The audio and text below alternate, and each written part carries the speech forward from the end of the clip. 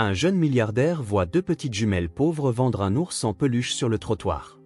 Il demande « Pourquoi le vendez-vous » Et l'une d'elles répond « C'est pour acheter à manger, on n'a rien mangé depuis hier. » Mais ce qu'il fait ensuite, personne n'était préparé à le voir.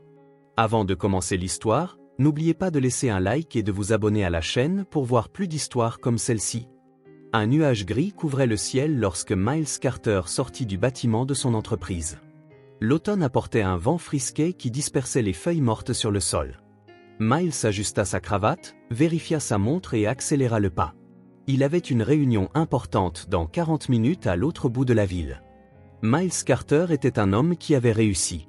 Costume impeccable, regard lointain et un silence constant qui le suivait. Dans l'entreprise, ses employés l'appelaient « Carter le mur », non pas parce qu'il était grossier ou impoli, mais à cause de sa capacité à ne montrer aucune émotion. Il prenait des décisions difficiles sans ciller, licenciait et embauchait avec la même expression sérieuse. Il ne souriait que lorsque c'était absolument nécessaire, lors de dîners avec des clients ou en signant des contrats lucratifs. Le bruit de la ville ne le dérangeait pas. En fait, c'était comme une bande-son qui correspondait parfaitement à ses pensées galopantes. Klaxons, conversations, pas pressés, tout cela n'était qu'une musique de fond pour ses calculs mentaux. En marchant, il pesait le pour et le contre de l'acquisition d'une petite entreprise technologique. Serait-ce une bonne affaire? Les chiffres disaient oui, mais quelque chose le tracassait. Peut-être était-ce le profil du propriétaire, un jeune homme arrogant qui avait déjà fait faillite 2 fois. Miles vérifia de nouveau sa montre. 35 minutes. S'il prenait un raccourci par la rue Monroe, il pourrait y être en 20 minutes. Il tourna à gauche dans une rue moins fréquentée. Le bruit de la ville diminua quelque peu, et il régla son allure, évitant soigneusement les flaques d'eau laissées par la pluie de la nuit précédente. Il marchait d'un pas vif, ses pensées fixées sur les chiffres et les décisions, quand quelque chose le fit s'arrêter. 2 petites filles, assises sur le trottoir, tenant un vieil ours en peluche dans leurs bras. La scène le prit par surprise. Il n'était pas rare de voir des enfants demander de l'argent, mais il y avait quelque chose de différent ici. Les filles ne tendaient pas la main et ne demandaient pas la pièce. Elles étaient juste assises là, côte à côte, avec un morceau de carton à côté d'elles sur lequel était écrit « Ours en peluche, 5 $. » Elles se parlaient doucement, redressant le nœud rouge délavé de l'ours, comme si elles préparaient un ami pour une fête importante. Miles ralentit. Il s'arrêta, chercha du regard un adulte qui aurait pu être avec elles. Personne. La rue était étrangement vide pour cette heure de la journée. Le soleil tentait de percer les nuages, formant une lueur diffuse qui éclairait partiellement le visage des fillettes. Elles se ressemblaient. L'aînée devait avoir quelques années de plus, les cheveux sombres attachés en 2 tresses désordonnées. La plus jeune avait les mêmes cheveux, mais lâches, tombant sur des yeux vifs. Toutes deux portaient des vêtements simples, propres mais visiblement usés. Une petite tache de naissance sur le menton de l'aînée suggérait qu'elles étaient sœurs. Miles faillit continuer son chemin. Faillit. Mais quelque chose dans leur regard, un mélange d'espoir et de résignation, le retint. Il vérifia sa montre. 32 minutes. Il se redressa, s'éclaircit la gorge et s'approcha d'elle. Les filles levèrent les yeux en même temps. L'aînée serra plus fort l'ours en peluche contre elle, tandis que la plus jeune offrait un sourire hésitant. « Pourquoi vendez-vous ça » demanda-t-il, curieux. Son ton sortit plus doux qu'il ne l'avait prévu. Ce n'était pas le ton qu'il utilisait dans les négociations, ni celui qu'il employait avec ses subordonnés. C'était un ton qu'il avait presque oublié, un ton qu'il n'avait pas utilisé depuis très longtemps. L'une d'elles, la plus jeune, répondit sans hésiter, « C'est pour acheter à manger. On n'a rien mangé depuis hier. » Il n'y avait pas de drame dans sa voix. Elle ne semblait pas exagérer pour obtenir de l'argent. C'était une déclaration simple et directe, comme quelqu'un commenterait le temps ou la couleur d'une fleur. Ce qui rendit les mots encore plus percutants. Miles resta silencieux quelques secondes. Il sentit un serrement dans la poitrine qu'il ne reconnaissait pas, ou plutôt, qu'il n'avait pas ressenti depuis si longtemps qu'il avait presque oublié son existence. C'était comme si quelque chose en lui s'était réveillé d'un long sommeil. Son horloge mentale tournait toujours. 30 minutes avant la réunion. L'acquisition, les chiffres, les projections du prochain trimestre, tout cela semblait soudain très lointain, comme si ça appartenait à quelqu'un d'autre, à un autre monde. Il s'accroupit et parla doucement, « Vous pouvez garder l'ours en peluche. Mais maintenant, venez avec moi prendre quelque chose à manger. » Les filles se regardèrent, engageant cette conversation silencieuse que seules les sœurs peuvent avoir. L'aînée fronça les sourcils, méfiante. La plus jeune pencha légèrement la tête vers la droite, puis hocha la tête. Un code secret que Miles ne pouvait déchiffrer, mais qui aboutit clairement à une conclusion. D'accord, dit l'aîné enfin. Mais Henry vient avec nous. Henry, c'est l'ours en peluche, expliqua la plus jeune, ajustant le nœud rouge autour du cou du jouet. C'est notre ami. Bien sûr, répondit Miles, sentant un coin de sa bouche se soulever dans un sourire involontaire. Henry a besoin de manger aussi. Les filles rirent, un son cristallin qui semblait déplacé dans cette rue grise. Miles se releva, rajusta sa veste et leur tendit les mains. Les enfants hésitèrent un instant, puis sourirent. Elles partirent, main dans la main avec lui. L'horloge mentale continuait. 28 minutes avant la réunion. De sa main libre, Miles sortit son téléphone et envoya un message rapide à sa secrétaire, « Réunion reportée. Urgence personnelle. » Cela ne lui ressemblait pas. Il n'avait jamais reporté une réunion pour des raisons personnelles. Mais pour la première fois depuis des années, Miles sentit que quelque chose était plus important que les chiffres. Il y avait une petite boulangerie au coin de la rue. Ce n'était pas le genre d'endroit que Miles fréquentait habituellement. Normalement, ses repas se prenaient dans des restaurants chers, des dîners d'affaires dans des cadres sophistiqués. Mais cette boulangerie dégageait une odeur alléchante de pain frais et de café. Les filles Y conduisirent, comme si elles connaissaient le chemin par cœur, à petits pas pressés, tandis qu'Henry l'ours rebondissait au rythme de leurs mouvements. Miles se sentit étrangement déplacé, adaptant son rythme au leur plutôt que d'imposer le sien. La clochette au-dessus de la porte tinta lorsqu'ils entrèrent. L'endroit était accueillant, avec des tables en bois simple et un long comptoir présentant divers pains et pâtisseries. Une femme aux cheveux gris derrière le comptoir sourit en les voyant. « Bonjour les filles. Ça fait longtemps que je ne vous ai pas vu ici, dit-elle avec un accent que Miles n'arrivait pas à identifier. Bonjour Madame Rosa, répondit timidement l'aînée. Voici monsieur. Elle s'interrompit, réalisant qu'elle ne connaissait pas son nom. Miles, compléta-t-il. Miles Carter. Il va nous acheter à manger, expliqua la plus jeune en balançant l'ours en peluche. Et pour Henry aussi. Madame Rosa regarda Miles avec une expression mêlant curiosité et gratitude. Il sentit son visage chauffer, sans savoir exactement pourquoi. Ces filles sont des clientes spéciales, dit Madame Rosa en se penchant sur le comptoir. Qu'est-ce que vous prendrez aujourd'hui? Dans la boulangerie, les filles savourèrent du pain grillé et du jus d'orange. Nora, la plus jeune, fit la grimace en buvant le jus, tandis que June, l'aînée, empilait des morceaux de pain en petites tours avant de les faire tomber avec son doigt en riant. Miles se contentait de regarder. Chaque geste, chaque rire. Leurs petites mains tenant les gobelets avec précaution, comme s'il s'agissait de trésors délicats. La façon dont elles se regardaient, cette communication silencieuse que seules les sœurs semblent partager. La façon dont elles incluaient Henry dans le repas, lui offrant des miettes de pain et lui chuchotant des histoires à l'oreille. Il sentit quelque chose de nouveau en lui, un sentiment de légèreté, comme si une partie de lui, longtemps endormie, s'éveillait enfin. C'était étrange, inconfortable même, mais d'une certaine manière, il ne voulait pas que ça s'arrête. « Quel âge avez-vous » demanda-t-il, essayant d'entamer la conversation. « C'est moi la plus vieille » répondit June en levant fièrement le menton. « Je suis née la première. » Seulement 2 minutes avant, protesta Nora en roulant des yeux. « Maman a dit que j'ai failli te battre, mais tu m'as poussé. » Miles sourit. « Alors vous êtes jumelles » Elles hochèrent la tête en synchronisation. « Mais je suis plus grande, déclara June. « Et moi je suis plus intelligente, rétorqua Nora. » Miles rit, un rire sincère qui semblait rouillé par manque d'usage. « Où est votre maman » demanda-t-il. Les sourires des filles s'effacèrent légèrement. « Elle travaille » répondit June d'un ton solennel. « Elle fait des ménages.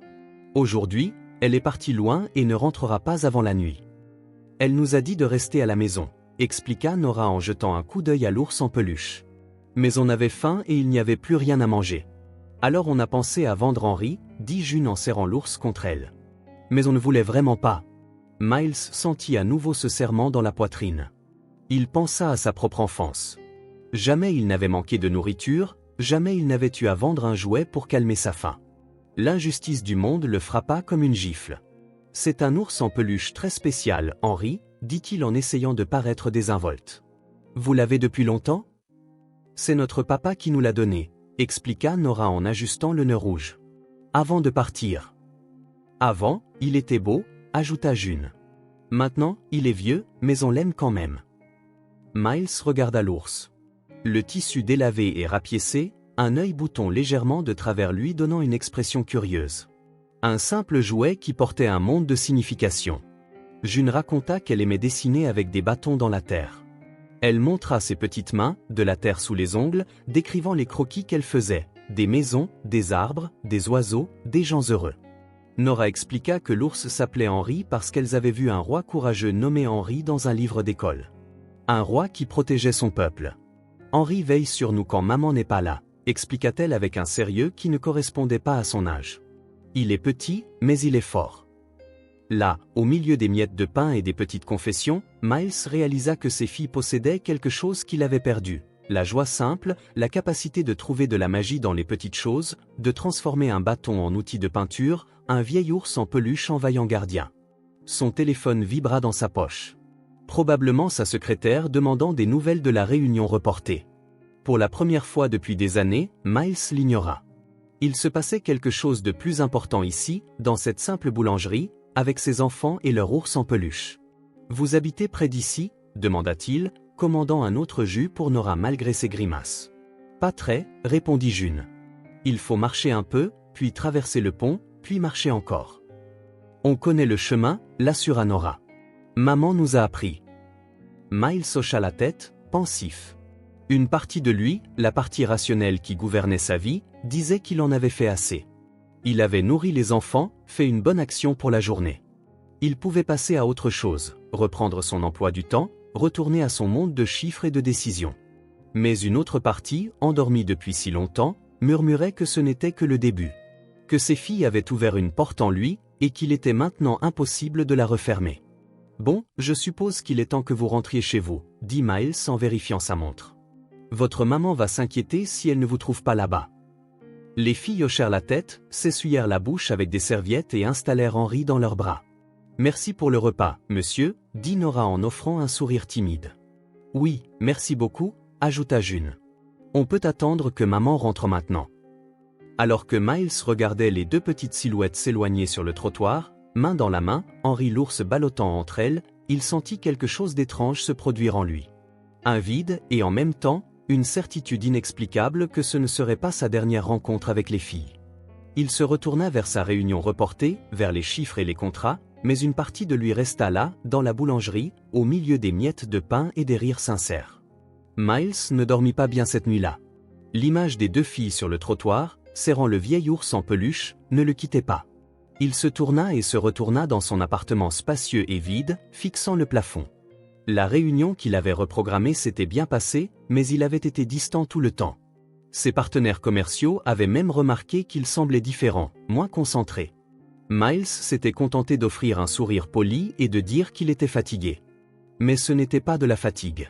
C'était quelque chose de plus profond, comme si les filles avaient touché une partie de son cœur qui était fermée depuis des années. Le matin arriva avec un ciel bleu clair, sans nuages. Miles se leva avant que son réveil ne sonne. Il regarda son emploi du temps de la journée. 3 réunions, une vidéoconférence avec des investisseurs étrangers, un déjeuner avec un client important. Rien qui ne puisse être reporté ou délégué. Pour la première fois depuis des années, Miles appela sa secrétaire et lui demanda d'annuler tous ses engagements du matin. « Y a-t-il un problème, monsieur Carter ?» demanda-t-elle, essayant de cacher son choc. Miles ne manquait jamais le travail. « Non, j'ai juste besoin de m'occuper de quelque chose de personnel, » répondit-il, n'offrant aucune autre explication. Il s'habilla différemment. Pas de costume ni de cravate. Il choisit un jean qu'il portait rarement, une chemise simple et des chaussures confortables. Il se regarda dans le miroir et reconnut à peine son propre visage.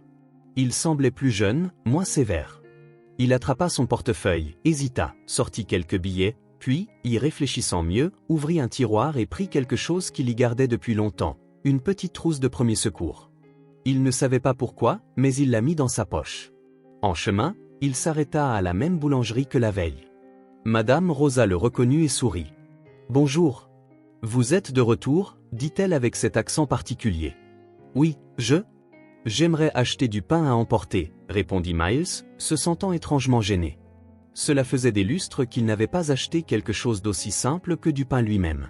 « Les filles vous ont beaucoup aimé, » commenta Madame Rosa en emballant le pain frais dans un sac en papier. Je ne les avais pas vus sourire comme ça depuis longtemps. Miles hocha la tête, ne sachant quoi dire. Il y avait tant de questions qu'il voulait poser, sur les filles, sur leur mère, sur leur vie, mais il sentait que ce serait peut-être trop indiscret. « Elles viennent souvent ici ?» demanda-t-il finalement, essayant de paraître désinvolte. « Quand elles peuvent, » répondit Madame Rosa en lui tendant le paquet. « La vie n'est pas facile pour elles, vous savez. Leur mère travaille dur, mais, enfin, vous comprenez. » Miles comprenait.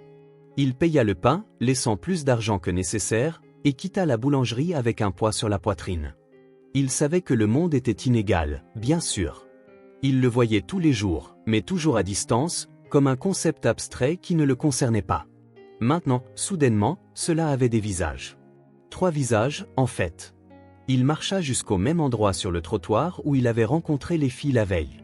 Il n'était pas sûr qu'elles y seraient à nouveau. En vérité, il n'était même pas sûr de savoir pourquoi il était là. Que leur dirait-il ? Que pouvait-il offrir à part un autre repas ? Il se sentit idiot, songeant à retourner au bureau, à retourner dans le monde qu'il connaissait et où il se sentait en sécurité. Mais alors, il les vit. Elles étaient là.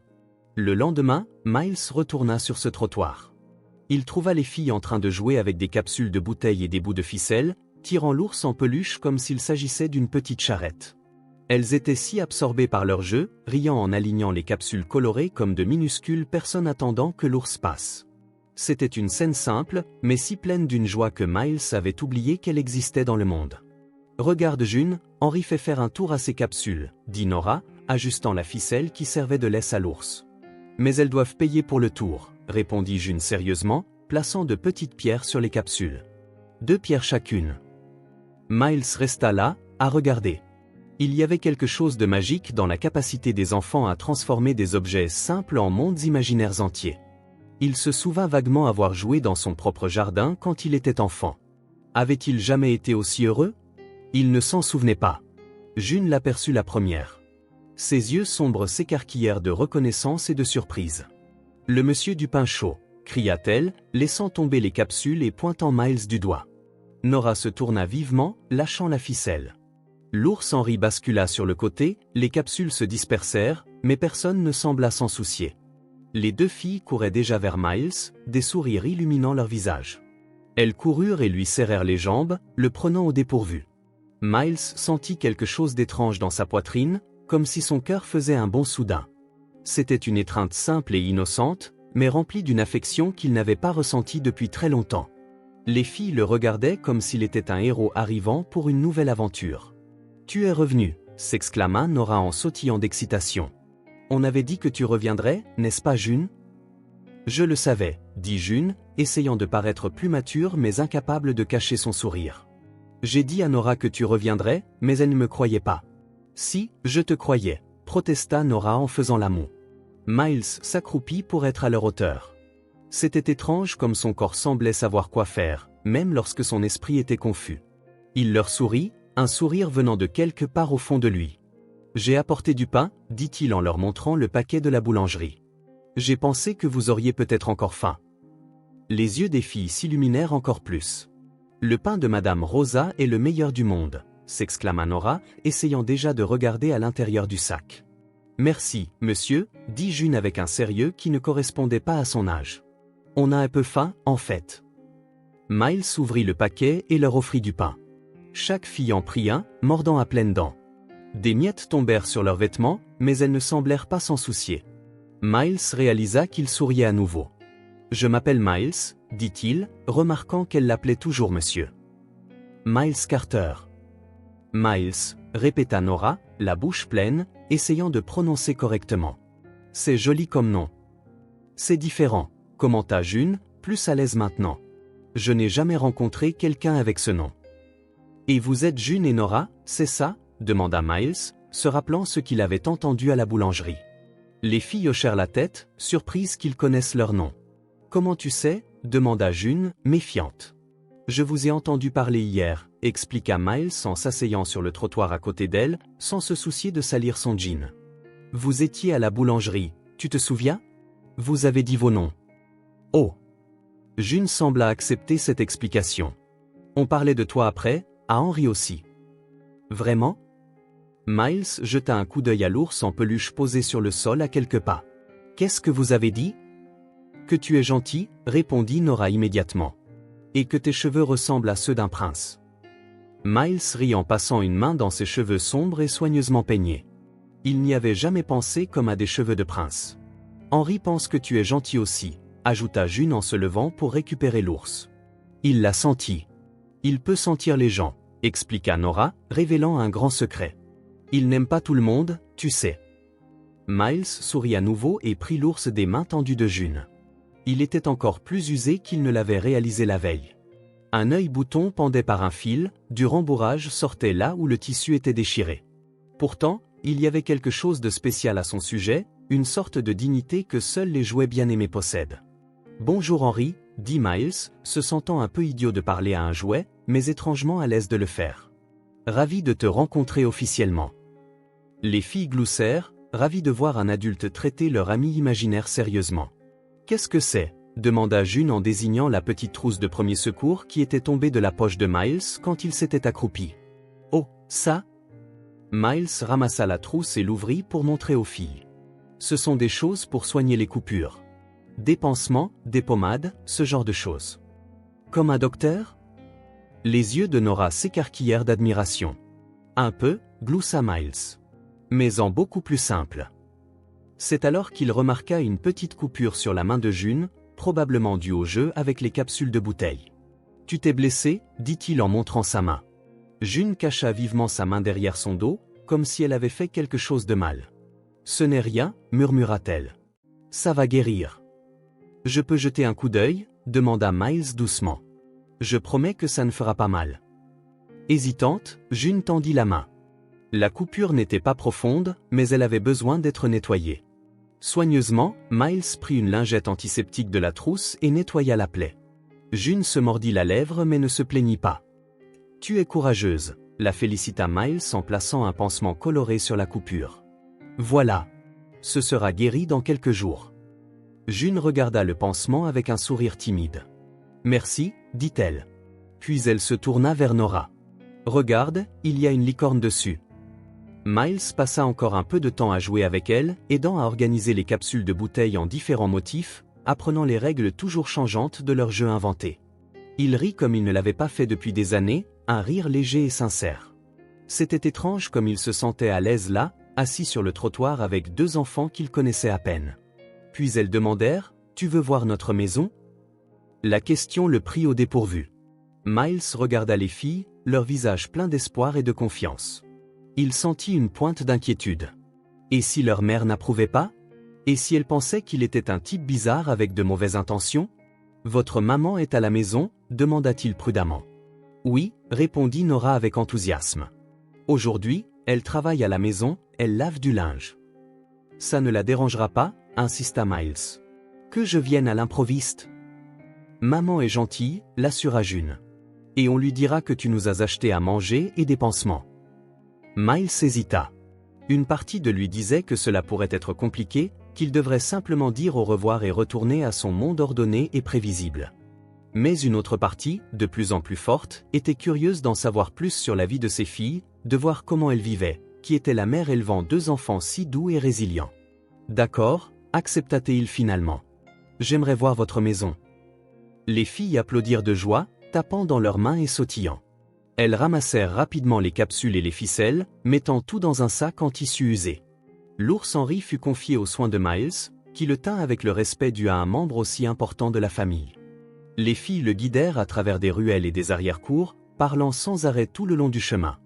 Elles racontaient des histoires sur les endroits qu'elles croisaient, le mur où June avait vu un énorme chat orange, l'arbre où Nora avait trouvé une plume bleue, la boulangerie de Madame Rosa où elles obtenaient parfois du pain de la veille. Le monde à travers leurs yeux était rempli de petites merveilles et d'aventures, si différents de la vision pratique et calculatrice de Miles. « La dame dans cette boutique là-bas nous laisse regarder les livres », dit Nora en montrant une minuscule librairie de quartier. « Il y en a un avec des dragons qui est trop cool. » « Et il y a une fontaine de vent », ajouta June. « En été, quand il fait chaud, on y trempe nos pieds. » Miles écoutait, absorbant chaque détail. C'était comme redécouvrir la ville où il vivait depuis des années, la voir pour la première fois à travers les yeux des filles. Le chemin devint plus étroit, les maisons plus simples. Ils entrèrent dans une zone que Miles ne connaissait que de nom, un quartier délabré qui apparaissait rarement dans les journaux, sauf en cas de problème. Les trottoirs étaient fissurés à de nombreux endroits, la chaussée criblée de nids de poules. Malgré tout, la vie était partout, des gens discutant devant leurs portes, de la musique s'échappant des fenêtres ouvertes, des enfants jouant dans de petits espaces ouverts entre les bâtiments. « On habite ici », annonça June, s'arrêtant devant un vieil immeuble de 3 étages à la peinture écaillée et aux fissures visibles dans les murs. Tout au fond. Miles les suivit dans un couloir étroit menant à l'arrière du bâtiment. L'endroit était sombre, mal ventilé, mais étonnamment propre compte tenu des conditions. Ils arrivèrent dans une petite cour intérieure où des vêtements colorés séchaient sur des cordes à linge improvisées tendues entre les fenêtres. « Maman est là-bas », Nora désigna une petite pièce au fond de la cour. La petite pièce ressemblait à un ajout simple, probablement construit après la structure principale. Elle n'avait qu'une petite fenêtre et une porte en bois usé peinte d'un bleu délavé. Miles sentit son cœur s'accélérer soudainement. Il était nerveux, comme un adolescent rencontrant les parents de sa petite amie pour la première fois. Les filles coururent devant, ouvrant la porte sans frapper. « Maman, on a amené quelqu'un » cria Nora. Elles le firent entrer dans une pièce minuscule à l'arrière d'un vieil immeuble. L'espace était exigu mais rangé avec un soin évident. Un lit double occupait un coin, soigneusement fait avec une courte pointe colorée et rapiécée. Dans un autre coin se trouvait une petite cuisinière à 2 brûleurs et un évier improvisé. Un rideau séparait ce que Miles supposait être la salle de bain. Au centre se tenait une petite table avec 3 chaises dépareillées. Au mur étaient accrochés des dessins au crayon, probablement réalisés par les filles. Valérie, la mère, lavait du linge dans une bassine. C'était une jeune femme, peut-être au début de la trentaine, avec les mêmes cheveux sombres que ses filles, attachés en un simple chignon. Elle portait un t-shirt délavé et un pantalon ample, les manches retroussées pour révéler des bras minces mais forts. Elle s'essuya les mains sur le tablier qu'elle portait et se redressa en voyant Miles. Il y avait quelque chose dans ses yeux, un mélange de surprise, de méfiance et d'une dignité inflexible qui impressionna immédiatement Miles. « Bonjour. Je peux vous aider ?» demanda-t-elle, sa voix ferme, ne montrant aucun signe de gêne face à un étranger bien habillé dans sa maison. Les filles coururent vers elle, parlant tout en même temps, essayant d'expliquer qui était Miles.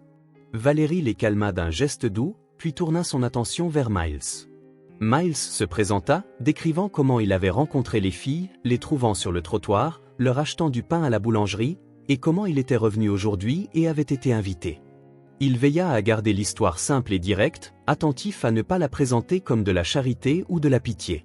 « Je m'excuse d'arriver à l'improviste », conclut-il, se sentant gauche. « Vos filles sont plutôt convaincantes. » Un léger sourire toucha le visage de Valérie, adoucissant ses traits. « Elles ont cet effet sur les gens », répondit-elle. « Merci de les avoir aidées hier. Je ne savais pas qu'elles étaient sorties vendre Henri. » Il y avait un mélange de gratitude et de honte dans sa voix qui serra la gorge de Miles. « Ce sont des enfants merveilleuses, dit-il sincèrement. Ce fut un plaisir de les aider. » Valérie l'invita à entrer. Miles dut se baisser sous le cadre de porte-bas. L'espace semblait encore plus petit de l'intérieur, mais il dégageait un sentiment de confort et de chaleur que son grand appartement vide n'avait jamais procuré. Ils s'assirent sur des caisses recouvertes de minces coussins. C'était le genre de meuble de fortune que Miles n'avait jamais expérimenté, mais c'était étonnamment confortable. Il tendit le paquet de pain qu'il avait apporté, essayant de le faire paraître désinvolte, pas comme une aumône.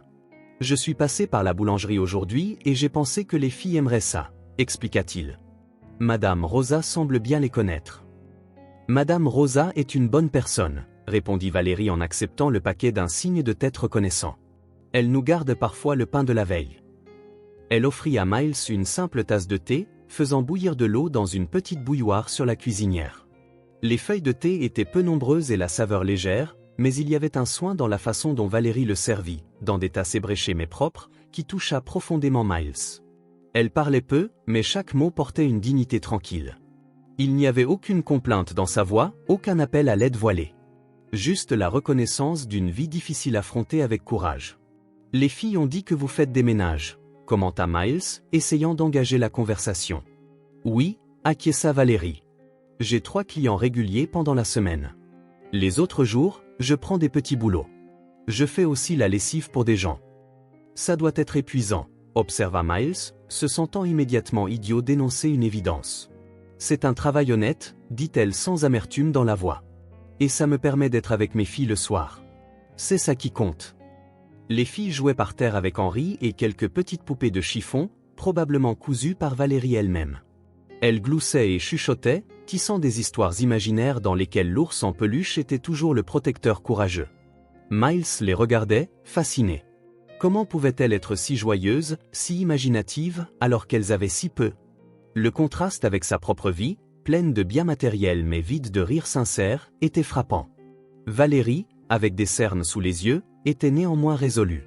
Il y avait une force en elle qui dépassait le physique, comme si elle portait le poids du monde mais refusait de plier. Miles réalisa qu'il était en présence d'une femme extraordinaire, du genre qu'il rencontrait rarement dans son monde d'affaires et de luxe. La conversation trouva lentement un rythme naturel.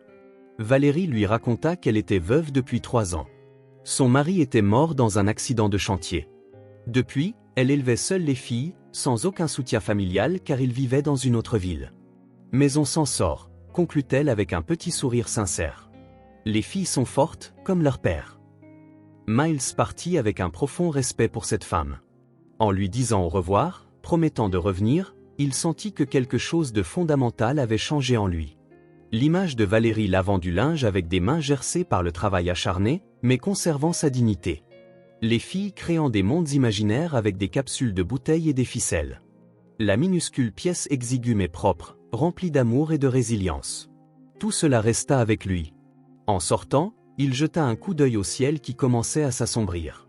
La même lune se lèverait sur eux cette nuit-là, sur lui dans son appartement luxueux, et sur Valérie et ses filles dans cette petite pièce au fond d'un vieil immeuble. Mais quelque chose lui disait qu'avec toute leur simplicité, elles appréciaient sa beauté bien plus que lui ne l'avait jamais fait. Le lendemain, Miles revint avec des provisions. Pas seulement du pain et des fruits, mais une variété d'articles dont il pensait qu'elle pourrait avoir besoin: riz, haricots, pâtes, huile, sel, sucre, lait en poudre, quelques légumes, et même un petit paquet de biscuits qu'il devina que les filles apprécieraient. Il choisit personnellement tout au supermarché, une tâche qu'il n'avait pas faite depuis des années, sa gouvernante s'en chargeant habituellement. Arrivé à la petite pièce du fond, il frappa à la porte avec une certaine hésitation. Et si Valérie voyait cela comme de la charité? Et si elle se sentait offensée? Avant qu'il n'ait pu trop s'inquiéter, la porte s'ouvrit et le visage de Nora apparut, s'illuminant en le voyant. « Miles !» cria-t-elle, courant lui serrer les jambes, oubliant déjà sa timidité initiale. « June, Miles est de retour. » June apparut derrière elle, plus réservée mais tout aussi ravie. Ses yeux s'écarquillèrent à la vue des sacs qu'il portait. « Qu'est-ce que c'est que tout ça ?» demanda-t-elle, curieuse. « Quelques petites choses pour vous, » répondit Miles, essayant de paraître désinvolte. « J'ai pensé que vous pourriez en avoir besoin. » Valérie apparut sur le pas de la porte, s'essuyant les mains sur un torchon.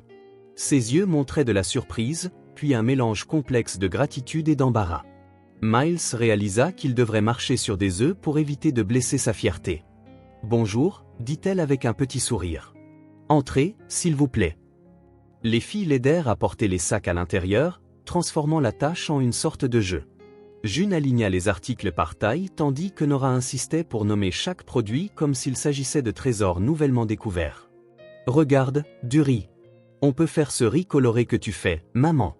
s'exclama Nora, tenant le paquet à 2 mains. « Et il y a des haricots aussi », ajouta June, plus pragmatique. « Maintenant, on peut avoir du vrai riz et des haricots. » Miles regardait, partagé entre la joie et la tristesse. Comment quelque chose d'aussi basique que du riz et des haricots pouvait-il leur apporter autant de bonheur? Quel genre d'épreuve avait-elle traversé? Pendant qu'elle rangeait les provisions, Nora mentionna les fuites, montrant à Miles les seaux placés stratégiquement dans la pièce. Elle fit des gestes dramatiques, expliquant comment l'eau goûtait pendant les orages. « Celui-là, là-bas, c'est le pire, » dit-elle en désignant un coin près du lit. « Ça fait du bruit toute la nuit. Goutte, goutte, goutte.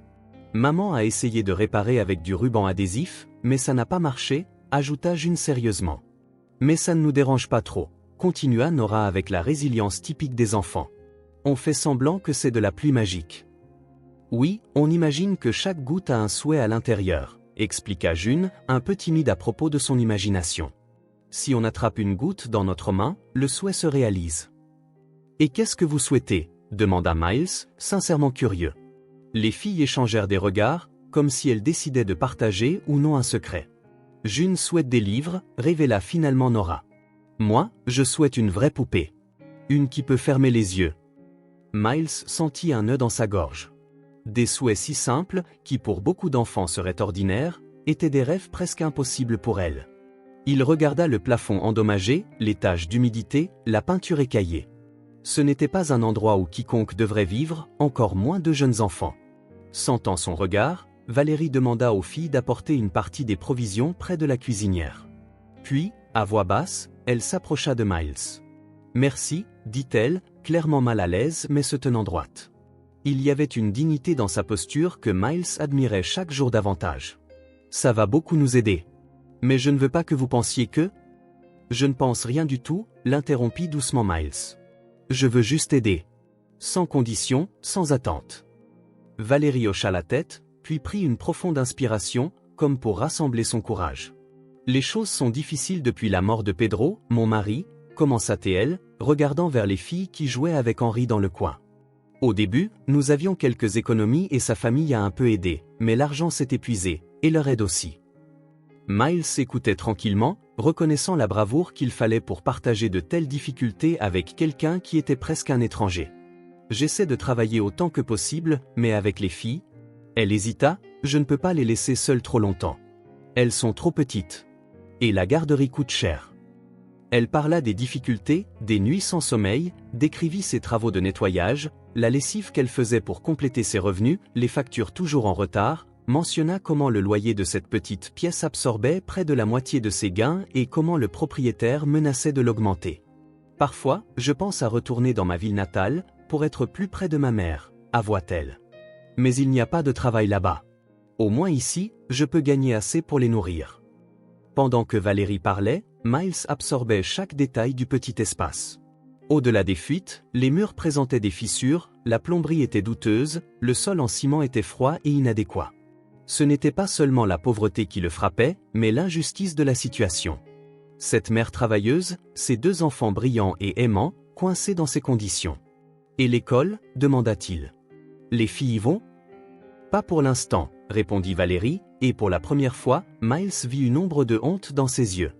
Elles étaient à l'école publique, mais nous avons dû déménager de quartier quand le loyer de notre ancien logement est devenu trop élevé. J'essaie de les inscrire dans une école près d'ici. Miles écoutait, silencieux. Chaque mot de Valérie, chaque histoire des filles, chaque détail de cet endroit exigu et humide se rejoignait dans son esprit, formant une image claire de l'injustice qu'elle subissait. Il regarda les filles, maintenant en train de jouer avec du papier qu'il avait apporté avec les provisions. Elles dessinaient avec des crayons de couleur usée, créant des mondes vibrants dans lesquels elles vivaient dans de grandes maisons avec des jardins. Il voyait l'espoir dans leurs yeux, la capacité de rêver même dans l'adversité. Il regarda Valérie, avec son regard digne mais fatigué. Il réalisa qu'il devait faire plus, beaucoup plus. Les mots de Nora résonnèrent dans son esprit, on fait semblant que c'est de la pluie magique. Une enfant qui transformait des gouttes de fuite, symbole de difficulté, en quelque chose de magique. June souhaitant des livres, chuchotant ses rêves à des gouttes d'eau traversant un plafond cassé. Cette famille méritait bien plus que quelques sacs de nourriture. Miles regarda à nouveau la petite pièce. Au-delà des problèmes évidents, il voyait les efforts de Valérie pour en faire un foyer, les rideaux improvisés, le petit vase avec des fleurs sauvages, les dessins des filles scotchés au mur. C'était un espace d'amour, mais ce n'était pas un espace de vie convenable. « Je dois y aller », dit-il finalement, jetant un coup d'œil à sa montre. « J'ai une réunion dans 1 heure. »« Merci pour tout », dit Valérie en le raccompagnant à la porte. « Vraiment. Pas besoin de me remercier. » Miles sourit, s'accroupissant pour recevoir un câlin des filles. « Je reviendrai bientôt. »« Promis ?» demanda Nora, les yeux pétillants d'espoir. « Promis », répondit-il avec une certitude qu'il n'avait pas ressentie depuis qu'il était enfant. Miles partit avec la détermination de quelqu'un qui venait de découvrir un véritable but. Les histoires qu'il avait entendues au milieu des sacs de provisions touchèrent quelque chose de profond dans son cœur, quelque chose qu'il ne savait pas encore vivant. Alors qu'il retournait à sa voiture, une idée commença à se former dans son esprit. Miles ne parla de son plan à personne, pas même à sa secrétaire, qui fut perplexe lorsqu'il demanda 2 après-midi de congé pour des raisons personnelles. Il passa des heures à chercher l'endroit idéal. pas trop loin du centre-ville pour que Valérie puisse encore trouver du travail. Dans un quartier avec des écoles décentes. Avec assez d'espace pour 2 enfants en pleine croissance. Surtout, un endroit où la lumière du soleil pourrait entrer sans demander la permission. Il trouva la maison dans une rue calme bordée d'arbres, avec un petit parc au bout de la rue. Elle n'était pas luxueuse, mais elle était propre, sûre et accueillante. Le genre d'endroit où des histoires heureuses pourraient se dérouler. La propriétaire était une dame âgée qui ne voulait louer qu'à une famille respectable. Miles paya 6 mois d'avance et signa le contrat au nom de Valérie. Quelques jours plus tard, Miles se présenta avec une clé. Il arriva à l'improviste, trouvant les filles en train de dessiner sur le trottoir devant le complexe délabré. Henri l'ours supervisait leur art, appuyé contre un morceau de brique. Miles. Nora laissa tomber le bâton qu'elle utilisait comme crayon et courut vers lui. Regarde ce qu'on dessine. Elle montra fièrement le sol où un croquis enfantin représentait 4 personnages se tenant la main, 2 petits, un plus grand, et un qui ressemblait à un homme en costume. C'est nous, expliqua June timidement. Moi, Nora, maman et toi. Miles sentit son cœur se serrer. Comment ces enfants étaient-elles devenus une si grande partie de sa vie si rapidement? Comment avait-il pu passer si longtemps sans les connaître? C'est magnifique, dit-il sincèrement. Vous avez beaucoup de talent toutes les deux. Maman est à l'intérieur, dit Nora, lui prenant la main sans hésitation. Viens. Miles la laissa le guider, la clé pesant lourd dans sa poche, un secret prêt à être révélé. Ils trouvèrent Valérie en train de finir de repasser des vêtements avec un vieux fer. Ses cernes semblaient plus profonds, mais elle sourit en le voyant. Miles. Quelle bonne surprise. Désolé de passer à l'improviste, dit-il. Je veux te montrer quelque chose. Valérie lui lança un regard perplexe. Me montrer quoi? Miles sortit la clé de sa poche. Une simple clé, pas très différente des autres, mais pour lui, elle représentait une porte vers un nouveau monde, pas seulement pour Valérie et les filles, mais pour lui-même. C'est une surprise, dit-il avec un sourire. Peux-tu venir avec moi maintenant? Les filles se mirent à sauter de joie. Oui, oui, oui, cria Nora. Une surprise. S'il te plaît, maman, supplia June en tirant sur la jupe de Valérie. Valérie hésita, jetant un coup d'œil à la pile de vêtements qu'elle devait encore repasser. Je ne suis pas sûre, Miles. Je dois finir ça. Le client en a besoin tôt demain. Cette surprise te fera sourire, maman, dit Nora avec une sagesse enfantine. Tu souris si peu. Quelque chose dans le visage de Valérie s'adoucit aux mots de sa fille. Elle posa le fer et soupira. D'accord. Voyons cette surprise. Ils prirent un bus. Les filles, excitées, s'assirent ensemble près de la fenêtre, montrant tout ce qu'elles voyaient dehors. Valérie resta silencieuse, inquiète pour le repassage inachevé, le temps qui passait, les factures toujours impayées. Miles les observait toutes, ressentant un étrange mélange de nervosité et d'espoir. Ils descendirent dans un quartier résidentiel simple mais soigné. Ils marchèrent 2 pâtés de maison, les filles courant devant, Valérie et Miles suivant derrière dans un silence confortable. C'est juste ici, annonça Miles en s'arrêtant devant une petite maison peinte d'un jaune clair, avec une clôture blanche basse et un portillon grinçant. Qu'est-ce qu'il y a ici? Demanda Valérie, confuse. Miles ne répondit pas. Il ouvrit simplement le portillon et les invita à entrer. Le jardin de devant était petit mais vert, avec quelques fleurs sauvages colorées le long des bords. Un jeune arbre se tenait dans un coin, promettant une ombre future en été. Le cœur battant, Miles inséra la clé dans la serrure de la porte d'entrée.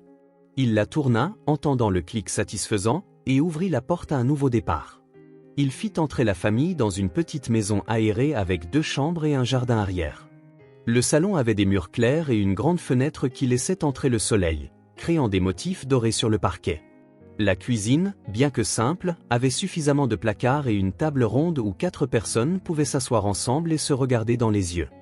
Les filles, momentanément stupéfaites par la surprise, se précipitèrent bientôt à travers la maison, explorant chaque recoin, ouvrant chaque porte, leur voix aiguë résonnant dans les pièces encore vides. Les fenêtres s'ouvrent si facilement, cria Nora. Elle poussait et tirait la fenêtre de la chambre, s'émerveillant de son fonctionnement fluide, si différent des fenêtres coincées de leur ancienne petite pièce. Une douce brise entra, apportant l'odeur des fleurs du jardin. On peut dormir en traversant toucher le mur. June sauta sur le lit. Dans la chambre plus grande se trouvait un lit double simple mais neuf. June s'y laissa tomber, étendant les bras et les jambes, savourant le luxe de pouvoir s'étirer complètement sans heurter un mur ou quelqu'un d'autre. « Regarde maman », appela Nora depuis l'autre chambre. « Il y a 2 lits ici. Un pour moi et un pour June. » Valérie se tenait immobile dans le salon, les mains couvrant sa bouche, les yeux embués de larmes. Elle semblait craindre de faire le moindre mouvement qui pourrait la réveiller d'un rêve merveilleux. « Miles, qu'est-ce que c'est ?» réussit-elle enfin à dire, la voix tremblante. « C'est votre maison » répondit-il simplement. « Si vous la voulez, bien sûr. »« Notre maison ?» Valérie regarda autour d'elle, incrédule. « Mais comment ? Je ne peux pas. Nous ne pouvons pas nous permettre un endroit comme ça. » « Le loyer est raisonnable, expliqua Miles, ayant déjà planifié cette partie. « Et j'ai fait en sorte qu'il corresponde à votre budget. Ce n'est pas de la charité, Valérie. C'est une occasion.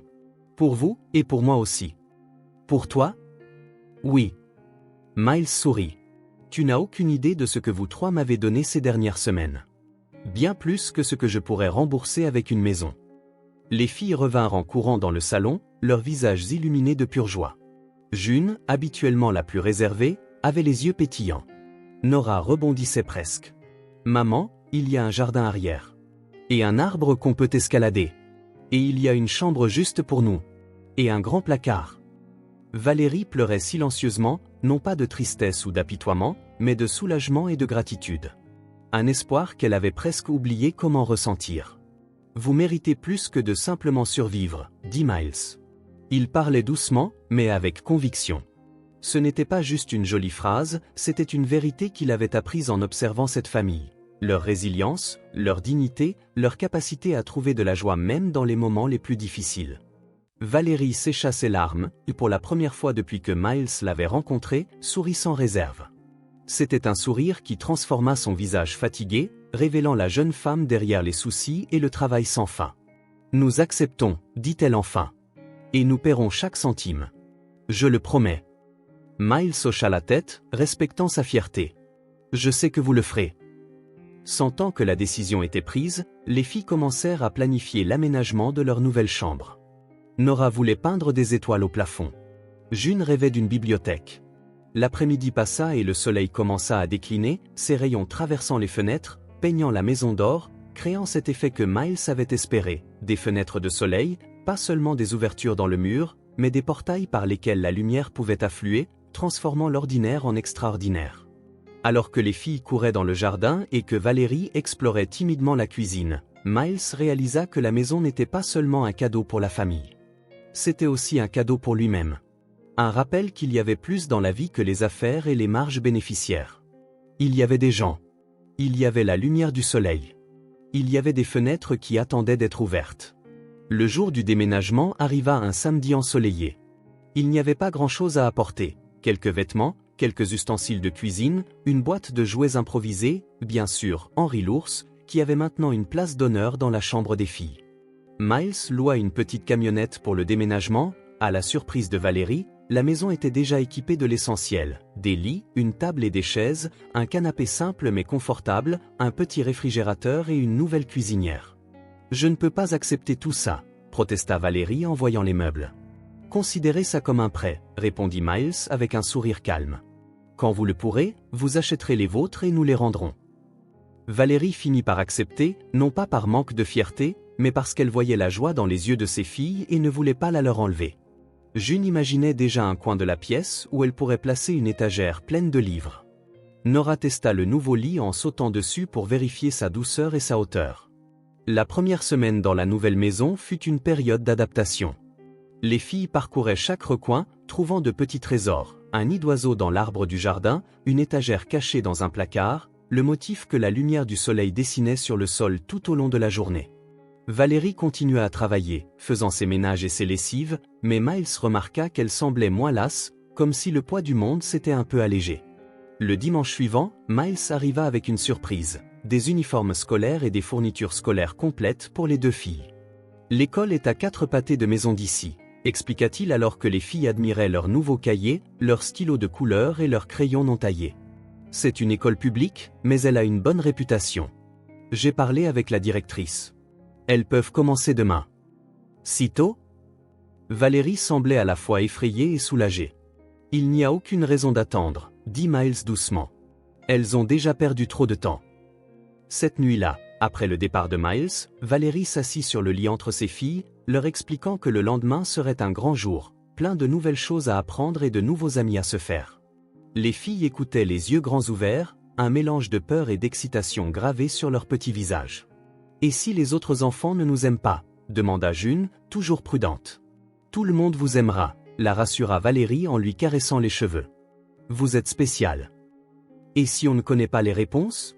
s'inquiéta Nora en se mordant la lèvre. « Personne ne sait tout, ma chérie.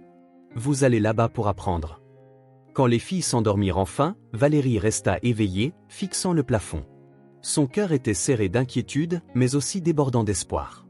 L'école signifiait un avenir, des opportunités que ses filles n'auraient pas eues autrement. Le matin arriva avec un ciel clair et un soleil doux, comme si l'univers lui-même conspirait pour rendre la journée parfaite.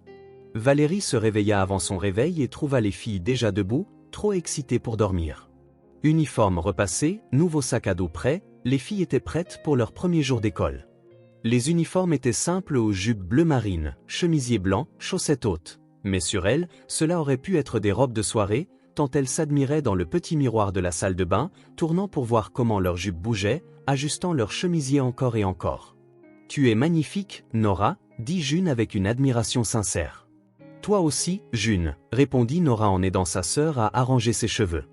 Valérie prépara un petit déjeuner spécial, des œufs et du pain grillé, un plaisir rare auparavant mais maintenant plus faisable grâce au nouveau réfrigérateur et à une cuisine fonctionnelle. Les filles mangèrent tranquillement, signe de nervosité. Même Henri l'ours semblait plus solennel ce matin-là, perché sur une chaise pour les rejoindre. La sonnette retentit à 7h30 précise. Miles, ponctuel comme toujours. Il avait proposé de les accompagner pour leur premier jour, ce que Valérie accepta avec gratitude. Elle voulait y aller aussi, bien sûr, mais elle avait un travail de nettoyage important à l'autre bout de la ville ce matin-là et ne pouvait pas se permettre de le manquer. « Bonjour », les salua Miles en entrant avec un sourire. Il tenait un petit bouquet de marguerites à la main. « C'est pour moi ?» demanda Nora, pleine d'espoir. « En fait, dit Miles en tendant les fleurs à Valérie, c'est pour célébrer votre grand jour. » Valérie les accepta avec un sourire timide, une légère rougeur envahissant ses joues. Pendant un instant, elle parut plus jeune, plus légère, comme si elle n'était qu'une femme recevant des fleurs d'un homme, libérée de sa réalité compliquée. « Je vais les mettre dans l'eau, dit-elle en se détournant pour qu'il ne voie pas l'émotion dans ses yeux. Miles se tourna vers les filles, admirant leurs uniformes. « Vous ressemblez à de vraies étudiantes, s'exclama-t-il. Prête à conquérir le monde ? » Oui, répondit Nora, toujours enthousiaste. Je crois, dit June, plus prudente, mais avec une étincelle de détermination dans les yeux. Le trajet jusqu'à l'école fut un mélange de bavardages animés et de silence tendu. Les filles serraient fort leurs sacs à dos, comme si elles craignaient que quelqu'un ne les leur arrache.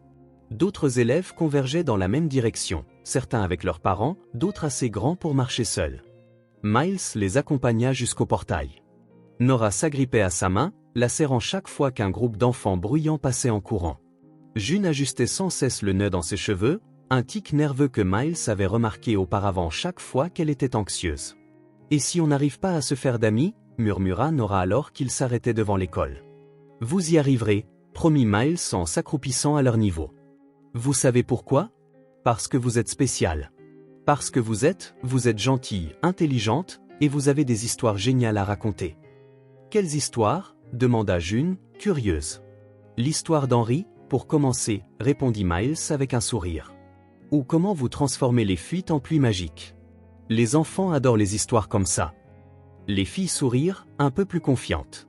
La cloche de l'école sonna, appelant les élèves à l'intérieur. « Allez-y », les encouragea Miles. « Je serai là quand vous aurez fini. »« Promis ?» demanda Nora, ses yeux soudain remplis d'anxiété. « Promis », dit Miles avec le sérieux qu'il réservait habituellement aux contrats à plusieurs millions de dollars.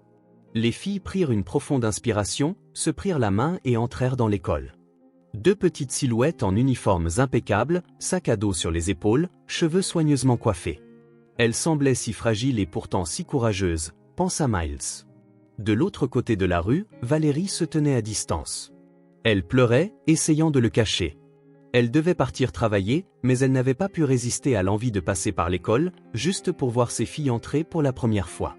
Elle ne voulait pas qu'elle la voie inquiète, cela les rendrait plus nerveuses ou incertaines. Mais elle avait besoin d'être témoin de ce moment.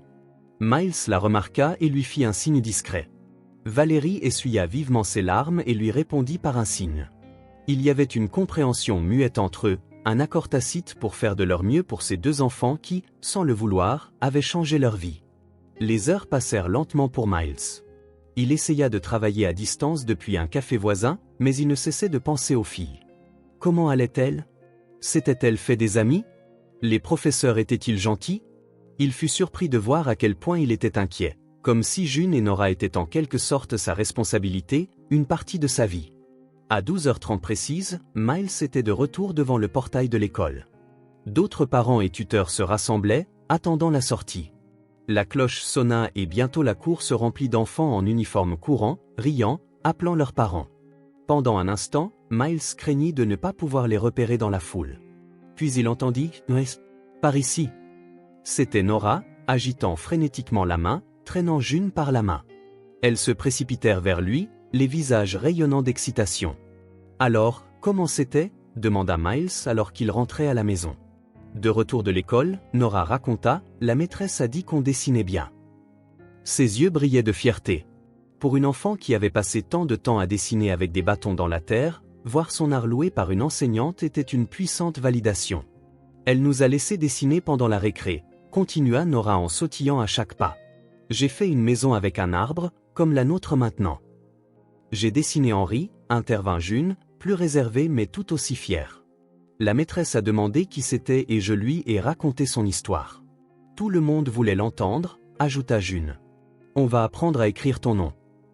Il y avait un sérieux dans sa voix, comme si écrire le nom de Miles était une mission essentielle. La maîtresse nous a montré quelques lettres aujourd'hui, expliqua-t-elle.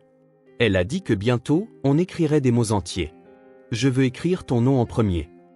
Et moi, je veux écrire une nouvelle maison pour Henri, ajouta Nora, visualisant déjà son avenir d'écrivain.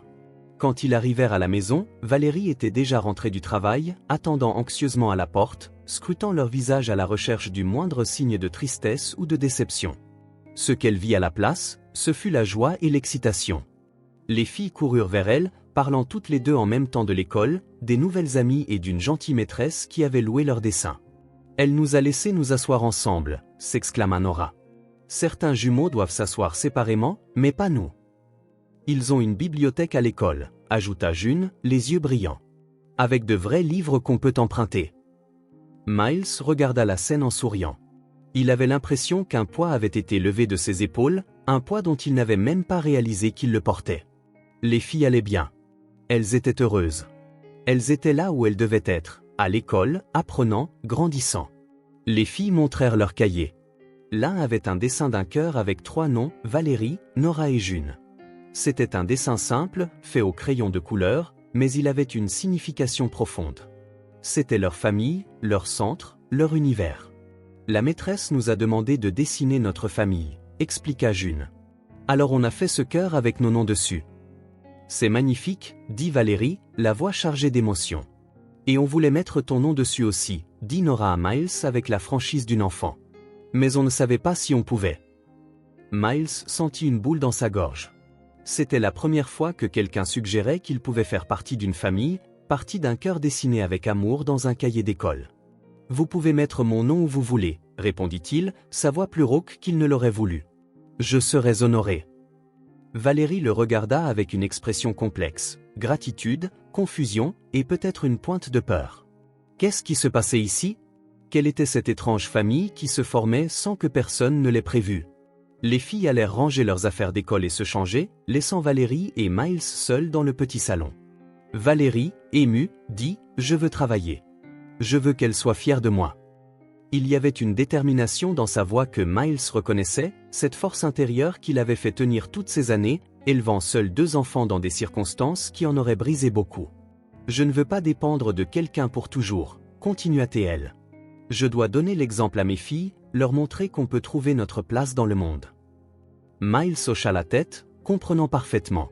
Il ne s'agissait pas seulement d'argent ou d'indépendance. Il s'agissait de dignité, d'estime de soi, de pouvoir regarder ses filles dans les yeux et dire « Regardez ce que maman peut faire ». Miles répondit « On va trouver une solution ». Ce n'était pas une promesse en l'air. Il y pensait déjà, en fait. Son entreprise avait besoin de quelqu'un de fiable à la réception pour gérer les plannings, accueillir les clients, garder les choses organisées. Valérie avait toutes les qualités requises, responsabilité, intelligence, dignité. Et l'horaire conviendrait aux heures d'école des filles. Mais c'était une conversation pour un autre jour. Aujourd'hui, il fallait célébrer le premier jour d'école des filles, le début d'un parcours éducatif et de nouvelles opportunités. Elles s'en sont très bien sorties aujourd'hui, dit Miles avec un sourire. Tu aurais dû voir comment elles sont entrées en classe, courageuses comme des petites lionnes. Elles ont toujours été comme ça, répondit Valérie fièrement. Fortes, même quand les choses étaient difficiles. Juste à ce moment-là, les filles revinrent dans leurs vêtements de maison, portant Henri l'ours. Il veut savoir comment s'est passée l'école, dit Nora sérieusement. Alors, racontons-lui, répondit Miles en s'asseyant sur le canapé et en leur faisant signe de le rejoindre. Chaque détail. Et c'est ainsi qu'ils restèrent là, tous les quatre, et l'ours en peluche, à parler de leur grand jour, des lettres et des chiffres, des dessins loués et des nouvelles amies potentielles, d'un avenir qui, pour la première fois depuis longtemps, semblait brillant et plein de possibilités. Tout commença par un appel téléphonique au milieu de la nuit. Miles se réveilla en sursaut, la lueur de son téléphone portable éclairant la pièce sombre. C'était son associé, la voix paniquée. « Allume la télé, tout de suite !» Toutes les chaînes couvraient la même histoire, un scandale financier impliquant l'entreprise de Miles. Allégations de fraude fiscale, contrats douteux, corruption d'inspecteurs. Son nom clignotait sur les bandeaux d'information à côté de mots comme « suspect »,« sous enquête »,« fraude possible ». Miles s'assit sur le bord de son lit, abasourdi.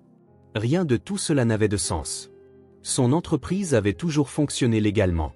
Il examinait personnellement chaque contrat, chaque document fiscal. Comment cela pouvait-il arriver? La réponse apparut avec le jour, sabotage interne. Son directeur financier, DF, un homme en qui il avait confiance, avait falsifié des documents, détourné des fonds et orchestré un montage complexe qui explosait maintenant au visage de Miles. Pire encore, il y avait des preuves falsifiées impliquant Miles dans le système. Les semaines suivantes furent un cauchemar au ralenti.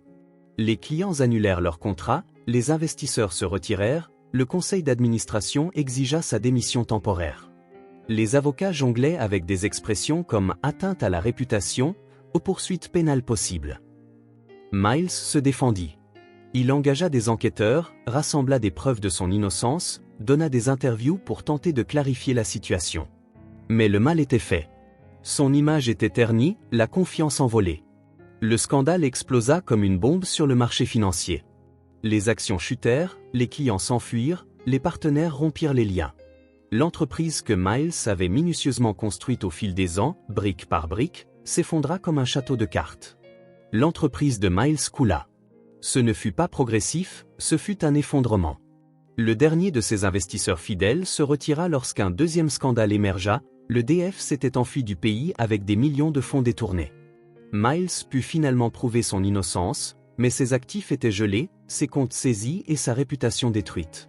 Il perdit contrat, investisseurs, tout. Des années de travail acharné et de relations soigneusement bâties s'évaporèrent en quelques jours. Le bureau autrefois animé était maintenant désert, rempli de bureaux abandonnés et de plantes mourantes. Pendant 2 semaines, Miles sortit à peine de chez lui. Il prenait les appels des avocats, essayait de comprendre l'étendue du désastre, cherchait des moyens de sauver quelque chose des décombres. Les nuits étaient les pires, allongé dans le noir, l'insomnie le dévorant tandis que son esprit tournait en boucle sans fin de « et si ?» et « comment ai-je pu manquer ça ?» Une autre pensée le tourmentait, Valérie et les filles. Au cours des derniers mois, elles étaient devenues essentielles à sa vie. Le loyer de la maison, l'école des filles, l'emploi promis à Valérie, tout dépendait de ressources qu'il n'avait plus. Comment pouvait-il les affronter? Comment pouvait-il regarder ses enfants dans les yeux et leur dire qu'elles devraient peut-être quitter la maison aux fenêtres ensoleillées?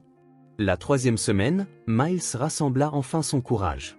Il s'habilla simplement aux gants et chemises, rien à voir avec les costumes coûteux qu'il portait autrefois, et se rendit chez Valérie. Au moins, il avait encore sa voiture, bien que probablement pas pour longtemps. C'était un dimanche d'automne, de lourds nuages gris menaçaient d'une tempête imminente. Miles trouva cela approprié, la nature reflétant le tumulte en lui. Valérie ouvrit la porte, son sourire s'effaçant dès qu'elle vit son expression. Il semblait avoir vieilli de plusieurs années en quelques semaines.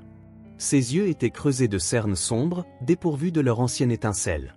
Sa posture autrefois confiante s'était affaissée, comme sous un fardeau invisible. « Miles » commença-t-elle, l'inquiétude évidente dans sa voix. « Tout va bien ? On peut parler ?» demanda-t-il, sa voix rauque après des jours de peu d'usage. À l'intérieur, les filles jouaient dans le salon. En voyant Miles, elles coururent pour le serrer dans leurs bras, comme toujours. Mais quelque chose dans son visage les arrêta. Même Nora, habituellement la plus impulsive, s'arrêta à mi-chemin, l'observant avec de grands yeux inquiets. « Tu es malade, Miles » demanda-t-elle timidement. « Non, ma chérie » répondit-il, essayant de sourire mais ne réussissant qu'une légère courbe des lèvres. « Juste un peu fatigué. » Valérie comprit que quelque chose de grave se passait. D'une voix douce, elle demanda aux filles d'aller jouer dans leur chambre pendant un moment. Elles obéirent, mais non sans jeter des regards anxieux à Miles, comme si elles craignaient qu'il ne disparaisse pendant leur absence. Il était de retour dans la maison de Valérie, celle qu'il avait louée pour elle, maintenant un rappel douloureux de ce qu'il était sur le point de perdre. Mais l'endroit avait changé. Ce qui n'était autrefois qu'une structure nue était maintenant un foyer. Il y avait des dessins sur les murs, des coussins colorés faits par Valérie, de petites plantes en pot sur les rebords de fenêtres. L'endroit semblait vivant. Il s'assit à la table de la cuisine, la même table où ils avaient partagé tant de repas et d'histoires. Valérie posa une tasse de thé devant lui, attendant silencieusement. Dehors, la pluie commençait à tomber, un rythme régulier sur les fenêtres. « J'ai tout perdu » dit-il enfin, les mots lourds comme des pierres. « Mon entreprise, mes investissements, ma réputation. » Il lui raconta le scandale, la trahison, l'effondrement rapide de tout ce qu'il avait construit. Il parla sans apitoiement, racontant simplement les faits d'une voix monocorde, toujours sous le choc. « Je ne pourrai peut-être plus aider » conclut-il en fixant le thé intact. Le loyer est payé pour 3 mois encore. Après ça, je ne sais pas. Je suis désolé, Valérie. Tellement désolé. Un long silence suivit, rompu seulement par la pluie martelant les fenêtres. Miles ne pouvait se résoudre à la regarder, craignant de voir la déception, la colère, ou pire, la pitié. Valérie répondit, « Maintenant, c'est à notre tour. » Miles leva les yeux, confus. Il s'était préparé à de nombreuses réactions, mais pas à celle-là. Valérie semblait sereine, presque résolue. « Qu'est-ce que tu veux dire ? » « Tu nous as aidés quand nous en avions besoin, » dit-elle fermement. « Quand mes filles avaient faim, quand nous vivions dans cette petite pièce qui fuyait, quand nous avions besoin d'un nouveau départ. Maintenant, c'est à notre tour de t'aider. » Miles sentit une boule inconnue dans sa gorge, une qu'il ne pouvait pas avaler. « Valérie, je n'ai pas. » « Je ne parle pas d'argent, » l'interrompit-elle doucement. « Je parle de soutien, de ne pas être seul, d'avoir quelqu'un qui croit en toi même quand tout semble perdu. » À cet instant, quelque chose en Miles se brisa. Peut-être étaient-ce les derniers vestiges du mur qu'il avait construit autour de son cœur au fil des ans. Peut-être était-ce le poids des dernières semaines trouvant enfin un exutoire. Ou peut-être était-ce simplement le regard de Valérie, si plein de compréhension et de force. Il ne réalisa qu'il pleurait que lorsqu'il sentit les larmes chaudes couler sur ses joues. Il essaya de les cacher, embarrassé, mais Valérie tendit la main et posa la sienne sur la sienne, la serrant fermement. « Ce n'est pas grave, » dit-elle. « Parfois, on a besoin de se briser avant de pouvoir se reconstruire. » Juste à ce moment-là, les filles revinrent dans la cuisine. Bien sûr, elles avaient tout entendu. Dans une petite maison, les murs sont fins et les enfants ont l'ouïe fine, surtout quand il s'agit des adultes qu'ils aiment. Elles ne dirent rien en s'approchant de Miles. Cette fois, June, habituellement la plus réservée, bougea la première. Elle prit sa main libre dans les siennes. Les filles l'étreignirent. Pas n'importe quel câlin. Un câlin qui parlait plus fort que les mots, un câlin qui enveloppait non seulement son corps, mais son âme. Nora, impulsive comme toujours, lui sauta pratiquement sur les genoux. June, plus discrète mais tout aussi affectueuse, l'enlaça autour du cou. « Ça va aller, Miles » dit Nora avec la conviction absolue que seuls les enfants possèdent. « On va t'aider. »« On sait ce que c'est que de recommencer » ajouta June avec une sagesse dépassant son âge. « C'est dur, mais pas impossible. » Miles sentit quelque chose se dilater dans sa poitrine, un sentiment qu'il ne pouvait nommer. C'était comme si, au milieu de la tempête qui avait détruit sa vie, il avait trouvé un refuge inattendu. Un endroit où il n'avait pas besoin d'être fort tout le temps, où il pouvait simplement être humain, avec ses défauts et ses vulnérabilités. June s'écarta brièvement et quitta la pièce. Elle revint quelques instants plus tard avec une feuille de papier, qu'elle tendit timidement à Miles. June offrit un dessin. « C'est toi, quand tu es triste, mais on est avec toi. » Le dessin représentait une grande silhouette en costume, des larmes coulant sur son visage. Autour de lui, 3 silhouettes plus petites, manifestement Valérie, Nora et June, formaient un cercle protecteur. En haut de la page, dans l'écriture maladroite de quelqu'un qui apprend encore, il y avait un mot, famille. Miles regarda le dessin, puis les 3 personnes devant lui. Elles n'étaient pas seulement des personnes qui l'avaient aidé, un projet caritatif pour soulager sa conscience. Elles étaient sa famille. La famille dont il n'avait jamais réalisé avoir besoin jusqu'à maintenant. « Merci, murmura-t-il, la voix chargée d'émotion. « Je ne vous mérite pas. Tout le monde mérite une famille, Miles, dit simplement Valérie. Même s'ils font des erreurs.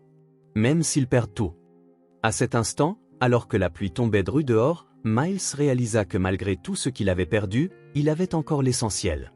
Il avait encore des gens qui tenaient à lui, non pas pour ce qu'il pouvait donner, mais pour qui il était. Les jours suivants furent consacrés à la planification. Miles n'était pas du genre à abandonner facilement. L'esprit plus clair et le cœur plus léger, il commença à envisager des options. Son compte principal était gelé par l'enquête, mais il avait quelques économies sur un compte personnel. Pas une fortune, mais assez pour un nouveau départ modeste. Miles recommença. Pas avec le glamour et la grandeur auxquels il était habitué, mais avec humilité et détermination. Il loua un petit bureau dans un immeuble commercial de second ordre, juste 2 petites pièces, des meubles de base et un ordinateur reconditionné.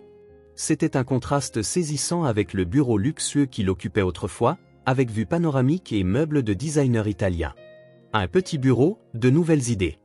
Miles décida de se concentrer sur le conseil aux petites entreprises, un créneau qu'il avait auparavant ignoré au profit de clients plus grands et plus rentables.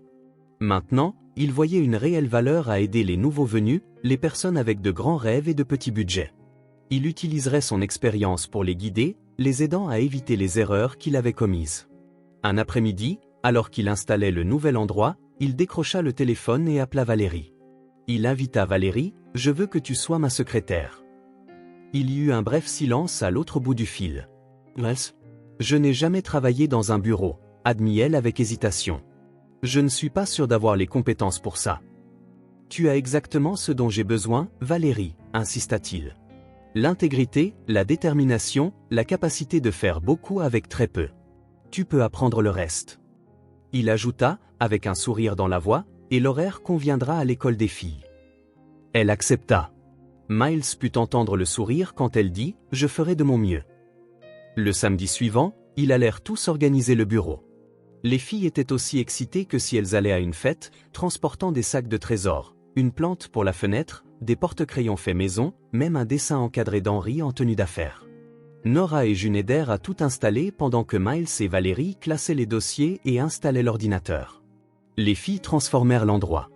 Elles scotchèrent leurs dessins au mur, rangèrent les livres par couleur sur une petite étagère et placèrent des fleurs sauvages dans un vase improvisé. « Ce sera le meilleur bureau de tous les temps, » déclara Nora, satisfaite de leur travail. « Et on pourra venir ici après l'école ?» demanda June, pleine d'espoir. « Bien sûr que vous pourrez, » répondit Miles, réalisant qu'il ne pouvait plus imaginer sa vie sans elle.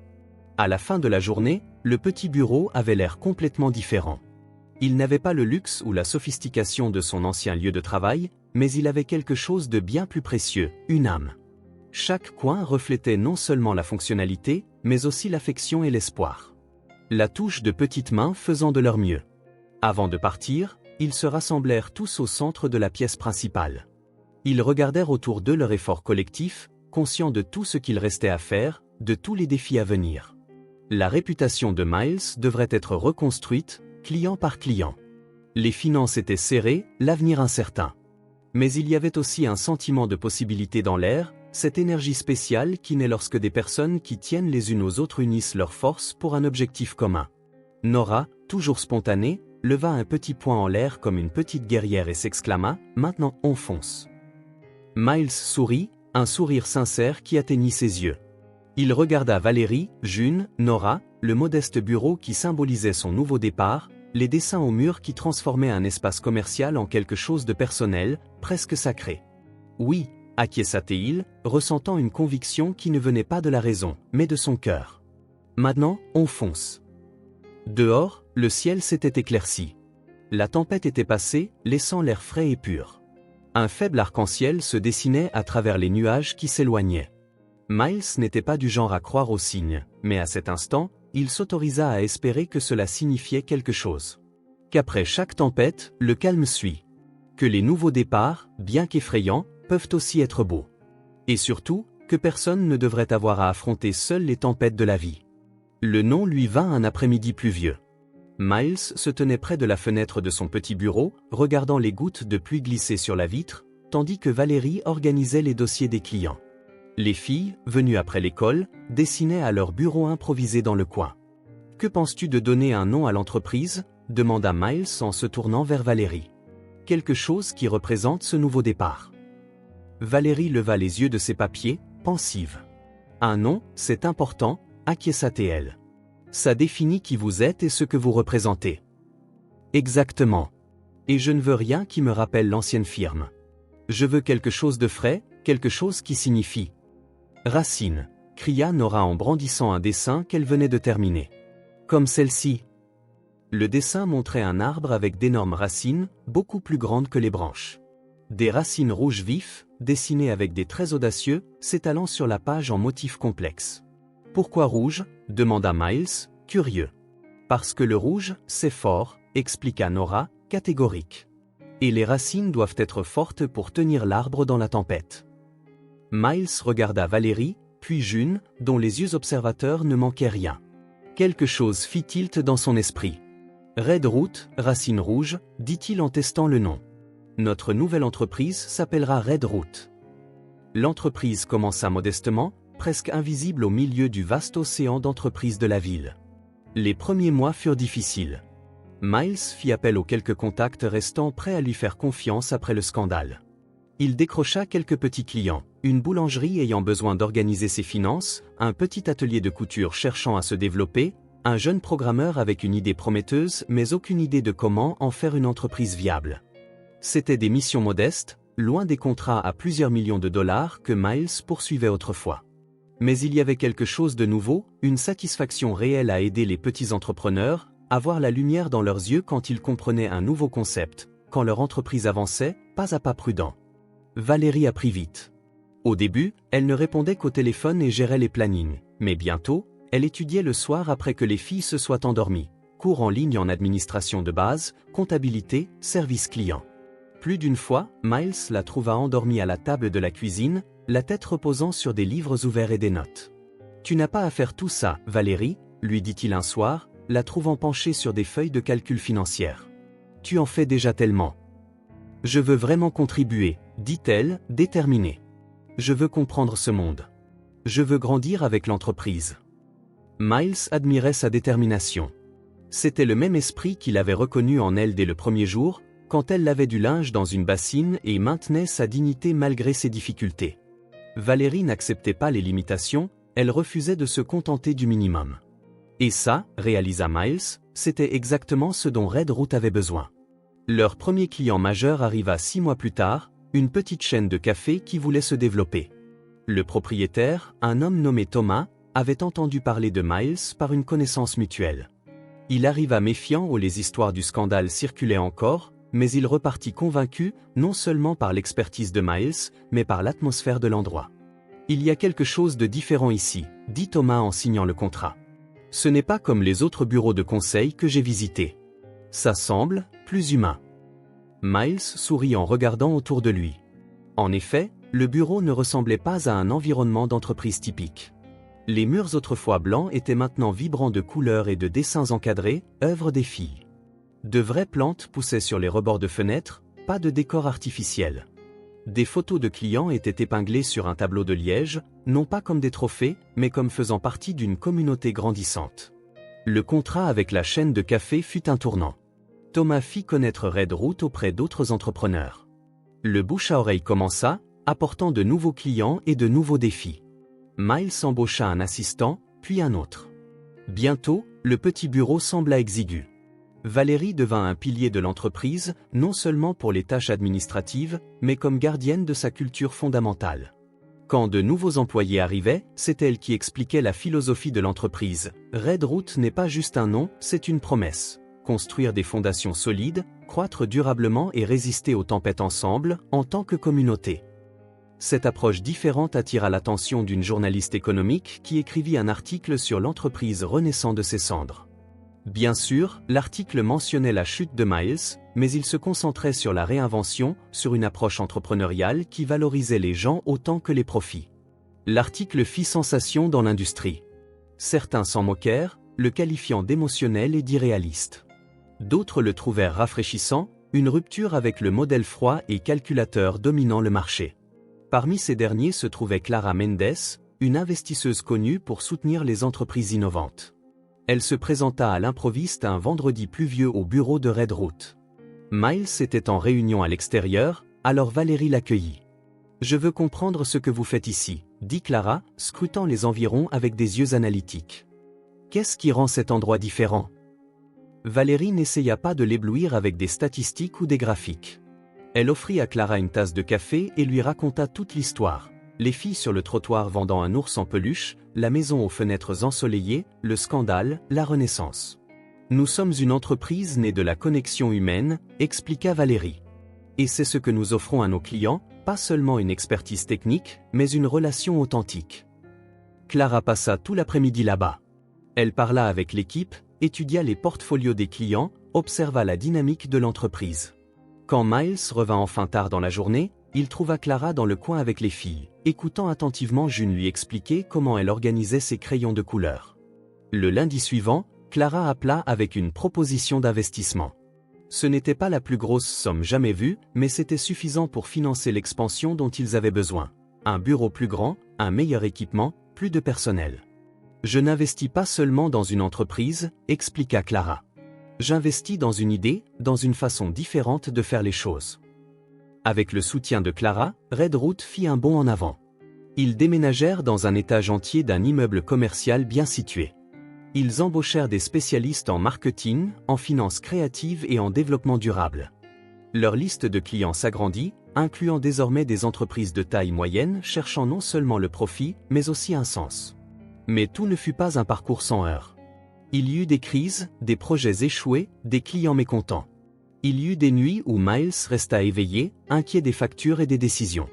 Il y eut des moments où l'ancien scandale refit surface, brandi par des concurrents pour saper sa crédibilité. Cependant, à chaque moment difficile, Miles découvrit qu'il n'était plus seul.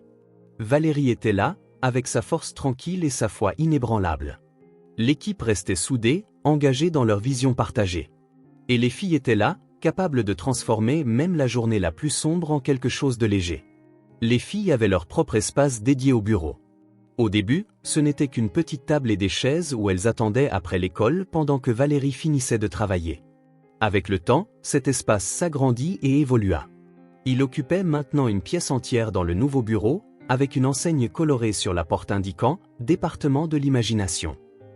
C'était là que les employés allaient pour faire une pause, avoir une nouvelle perspective sur un problème, ou simplement profiter d'un moment de joie lors d'une journée stressante. La pièce débordait de dessins, de jouets et de rires. Les murs étaient tapissés d'art, non seulement les œuvres des filles, mais aussi des contributions du personnel et même de certains clients. Il y avait un immense tableau où les gens griffonnaient des idées folles, des rêves impossibles ou des projets futurs. Une boîte pleine de costumes et d'accessoires était disponible pour quiconque avait littéralement besoin de sortir des sentiers battus. Henri l'ours occupait une place d'honneur dans un petit fauteuil, rappel constant de la façon dont tout avait commencé. À côté de lui se trouvait une pancarte faite par June qui disait « Parfois, il faut vendre son trésor le plus précieux pour trouver quelque chose d'encore plus de valeur. » Cet esprit se propagea dans toute l'entreprise. Les réunions commençaient par quelques minutes de partage personnel. Les décisions majeures prenaient en compte non seulement l'impact financier, mais aussi les personnes impliquées. Les clients n'étaient pas emmenés à des déjeuners formels dans des restaurants chers, mais invités à des pique-niques dans le parc ou à dîner chez un membre de l'équipe. Un jour, lors d'une réunion avec des investisseurs potentiels, Miles fut interrogé sur cette approche non conventionnelle. « C'est très bien tout ça », dit l'un d'eux, sceptique. « Mais comment cela se traduit-il en résultats concrets ?» Miles aurait pu répondre avec des chiffres et des graphiques de croissance, qu'il avait tous sous la main. Au lieu de cela, il invita le groupe à une visite guidée du bureau. Il leur montra le flux de travail, leur présenta l'équipe, leur fit ressentir l'énergie et la créativité dans chaque recoin. La visite se termina au département de l'imagination, où Nora et June animaient une séance de brainstorming avec quelques employés. Maintenant plus âgées et plus sûres d'elles, les filles présentèrent leurs idées pour un nouveau projet social, un programme de mentorat pour les enfants défavorisés qui rêvaient de créer leur propre entreprise. Alors que les investisseurs partaient, le plus sceptique d'entre eux dit avec un sourire surpris, « Maintenant, je comprends ce que vous voulez dire par racines solides. Ce n'est pas seulement la stabilité financière, ce sont des connexions humaines plus profondes. » Le programme de mentorat fut un succès, non seulement en termes de RP, mais comme source d'idées fraîches et de nouveaux talents pour l'entreprise. D'autres initiatives émergèrent. Un fonds pour les petites entreprises dans les communautés vulnérables, des ateliers gratuits d'éducation financière, des partenariats avec des écoles publiques. La réputation de Redroot se solidifia. Ce n'était plus l'entreprise qui avait survécu à un scandale, elle était maintenant considérée comme une pionnière d'un modèle économique plus humain et durable. Miles fut invité à donner des conférences, à partager son histoire, non pas comme une tragédie, mais comme un parcours de transformation. Lors d'une de ces conférences, un jeune entrepreneur demanda « Quel est votre secret de réussite? Comment avez-vous reconstruit après avoir tant perdu ?» Miles réfléchit un instant avant de répondre « Le secret n'était pas de reconstruire ce que j'avais. C'était de réaliser que malgré tout mon succès apparent d'avant, il manquait quelque chose. Ça sonnait creux. Le vrai secret, c'était de comprendre que les affaires ne sont pas séparées de la vie. Elles en font partie. Et comme toute partie de la vie, elles prospèrent mieux quand il y a de l'amour impliqué. » Un après-midi ordinaire, Miles était dans son bureau, observant l'agitation à travers les parois vitrées. Il vit Valérie diriger avec compétence et gentillesse une équipe diversifiée. Il vit des employés partager des idées, rire, collaborer. Il remarqua le nom Redroot sur le mur, avec ses lettres simples et audacieuses. À cet instant, il ressentit une certitude profonde. Ce qu'ils avaient construit était plus qu'une entreprise. C'était une famille. Une famille non liée par le sang, mais par des choix quotidiens de se soutenir mutuellement, de grandir ensemble et d'affronter les tempêtes côte à côte. Et au cœur de cette famille, un coin rempli de dessins, de jouets et de rires d'enfants rappelait à chacun que l'imagination était aussi précieuse que l'expérience, que la joie était aussi essentielle que le capital. Miles sourit, se rappelant le long chemin parcouru depuis ce jour sur le trottoir. Qui aurait deviné que deux petites filles et un vieil ours en peluche redéfiniraient complètement sa notion du succès? Qui aurait pu imaginer que sa plus grande réussite ne se mesurerait pas en dollars, mais en moments de connexion authentique? Nora fit irruption dans son bureau, interrompant ses pensées. « Miles, viens voir. On vient d'avoir une idée géniale pour ce nouveau client. » Il se leva, la suivant jusqu'au département de l'imagination, où les rêves les plus improbables trouvaient des racines solides et germaient, transformant non seulement des entreprises, mais des vies entières. La date passa presque inaperçue. Miles était plongé dans des réunions, concentré sur un nouveau client majeur, lorsque Valérie frappa doucement à sa porte. « Sais-tu quel jour on est ?» demanda-t-elle, arborant un sourire mystérieux. Miles fronça les sourcils, essayant de se souvenir. Ce n'était pas l'anniversaire de Valérie, ni celui des filles. Ce n'était pas un jour férié ou une date limite de projet. « Désolé, je n'ai aucune idée, » admit-il finalement. « Exactement un an, » répondit Valérie. « Depuis que tu es arrivé avec une clé et que tu as changé nos vies. » Miles cligna des yeux de surprise. Un an entier depuis le jour où il les avait amenés à la maison aux fenêtres ensoleillées. Il avait l'impression que c'était hier, et pourtant aussi que cela avait toujours fait partie de sa vie, comme s'il n'y avait pas eu d'avant. On voulait marquer la date, continua Valérie. Juste quelque chose de simple. Juste nous quatre. Les filles préparent ça depuis des semaines. Elles n'ont pas dit un mot, répondit Miles, sincèrement surpris. Parce que c'était un secret, expliqua Valérie en riant. June nous a tous fait jurer de ne rien dire. Elle voulait que ce soit une surprise. Une chance que tu me dises ce qu'elles ont prévu? Une petite fête dans le jardin ce soir. Rien d'extraordinaire. Rien d'extraordinaire. Miles sourit, sachant que même les choses les plus simples devenaient spéciales lorsque cette famille était impliquée.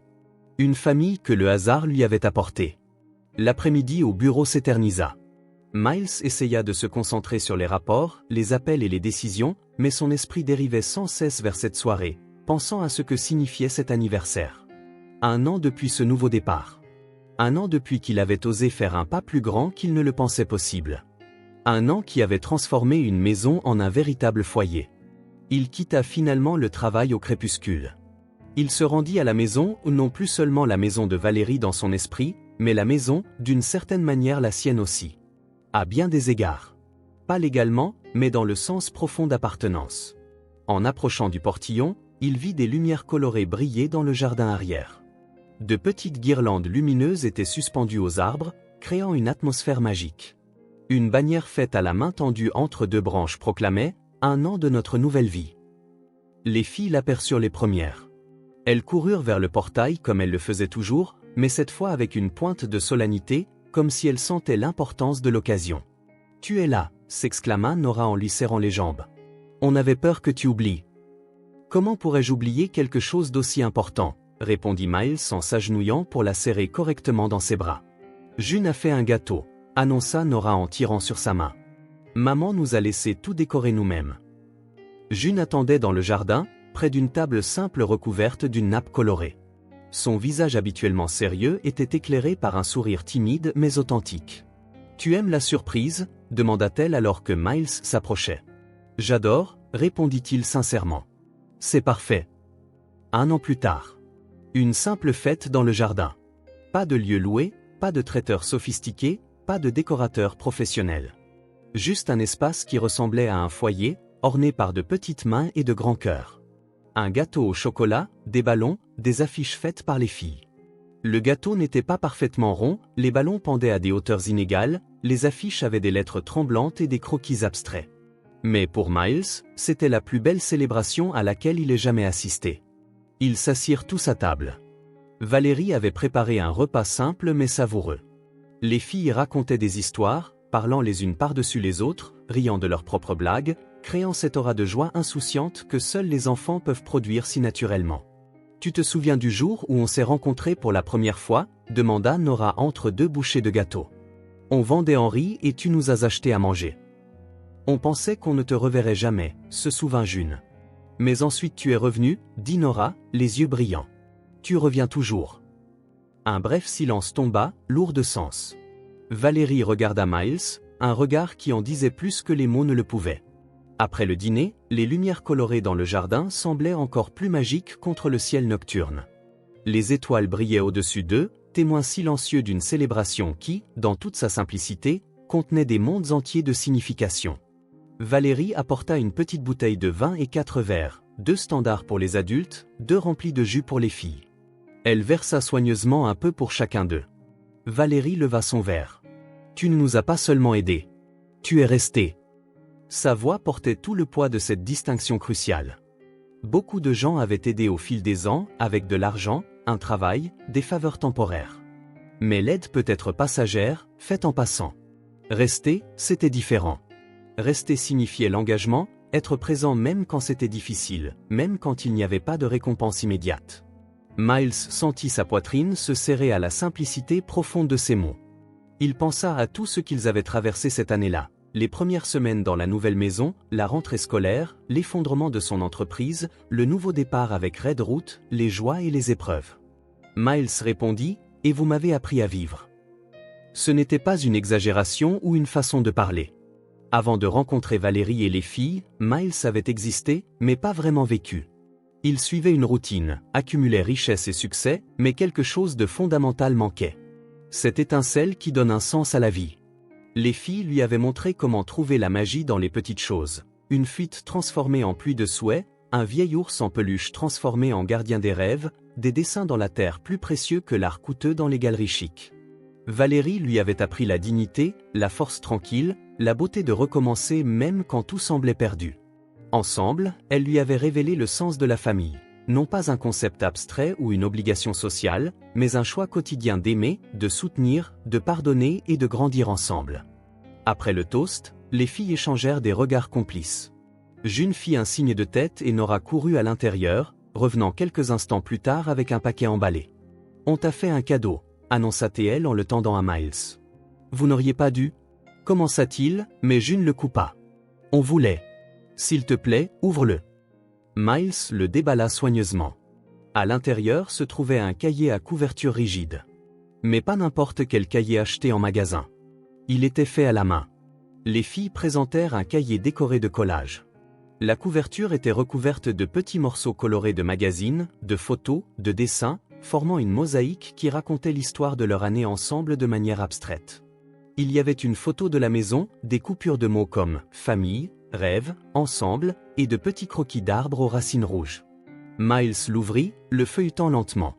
Les premières pages contenaient des dessins des filles, de la maison, du bureau de Redroot, et 2-4 ensemble dans différentes scènes. Il y avait des messages écrits dans leur écriture hésitante, de courts contes de fées qu'elles avaient inventés, de petites notes sur la vie quotidienne. Mais la plupart des pages étaient blanches, attendant d'être remplies. Sur la dernière page, dans l'écriture soignée de June, il était écrit « Ceci est pour continuer notre histoire ». Miles lutta contre les larmes. Ce n'était pas juste un cadeau. C'était une déclaration d'amour, une promesse d'avenir, une invitation à continuer d'écrire les prochains chapitres d'une histoire qui ne faisait que commencer. C'était la reconnaissance que, peu importe à quel point le passé avait été difficile ou à quel point l'avenir pouvait sembler incertain, le moment présent contenait toutes les richesses qu'on pouvait souhaiter, des personnes à aimer, un but à suivre, un endroit à appeler chez soi. « Merci », dit-il enfin, la voix tremblante d'émotion. « Tu l'aimes vraiment ?» demanda Nora anxieusement. « C'est le meilleur cadeau que j'ai jamais reçu », répondit Miles, absolument sincère.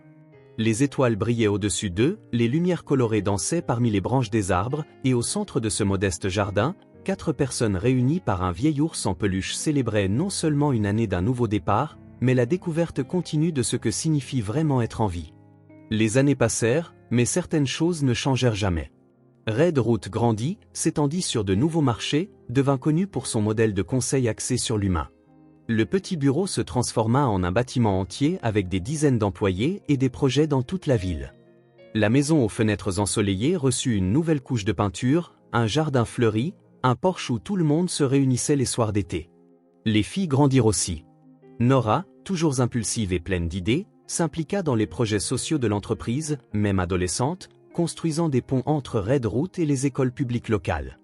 June, plus analytique et observatrice, développa un talent particulier pour les chiffres, aidant Miles à concevoir des modèles financiers qui équilibraient le profit et l'impact social. Valérie n'était plus seulement la secrétaire. Elle devint la directrice des opérations, veillant à ce que la philosophie originale de l'entreprise reste vivante même à travers l'expansion. Elle étudia, obtint son diplôme, grandit professionnellement, ne perdant jamais la dignité et la force tranquille qui la définissaient. Et Miles devint le genre d'entrepreneur qu'il n'avait jamais imaginé être.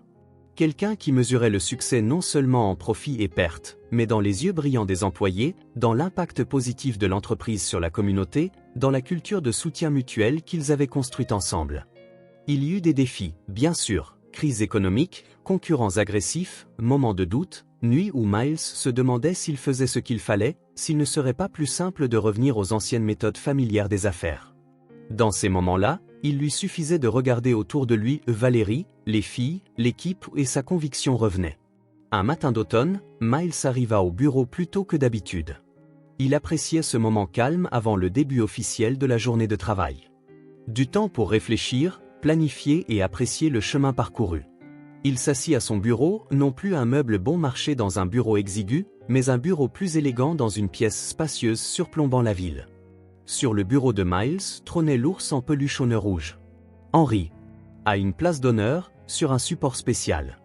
Le tissu autrefois délavé avait été soigneusement restauré, l'œil bouton qui pendait autrefois était solidement recousu, et le nœud rouge avait été remplacé par un nouveau de la même couleur. Mais c'était toujours le même Henry. L'ours que 2 petites filles étaient prêtes à vendre pour de la nourriture sur un trottoir, des années auparavant. Quelqu'un frappa à la porte. C'était Nora, maintenant une jeune femme, mais avec le même sourire radieux. Réunion de planification dans 15 minutes, lui rappela-t-elle. June prépare déjà les rapports. J'arrive, répondit Miles en souriant. Nora entra, s'approcha de son bureau et ajusta le nœud d'Henry avec un geste attentionné instinctif. Nora dit, c'est notre porte-bonheur. Sa voix n'était plus celle d'une petite fille, mais elle portait toujours cette certitude inébranlable qu'elle avait toujours eue, cette foi indestructible que certaines personnes parviennent à garder même en grandissant dans un monde cynique. June apparut à l'embrasure de la porte, tenant un dossier de documents. Elle était plus sérieuse que sa sœur, comme toujours, mais ses yeux brillaient de la confiance de quelqu'un qui sait exactement qui elle était, ce qu'elle a à offrir au monde. June ajouta, et il nous rappelle le début.